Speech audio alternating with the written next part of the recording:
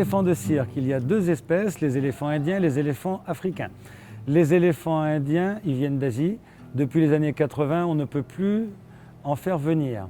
En Asie, bien sûr, ils venaient d'élevage qui existait depuis la nuit des temps. Comme la filière s'est éteinte, pour des raisons légales, le besoin s'est reporté sur l'Afrique. Les marchands d'animaux et les cirques faisaient venir des éléphants africains, jeunes, très jeunes, parce que les adultes n'étaient pas dressables.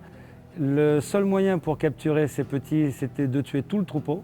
Et ensuite, ces petits éléphants étaient envoyés en Europe pour travailler avec des gens de cirque qui, en général, ne connaissaient rien sur les éléphants africains. Ils les prenaient comme des Indiens, à la dure, avec tout le dressage qu'on connaît sur les éléphants indiens.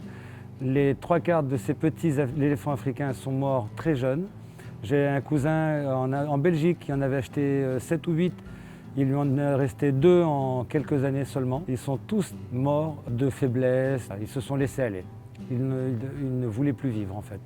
Ça, c'est la vérité sur les éléphants africains aujourd'hui dans les cirques. Que vous alliez en France, en Russie, en Chine, quand vous voyez un éléphant africain, il vient forcément de cette filière et il a forcément vécu ce que je viens de vous expliquer.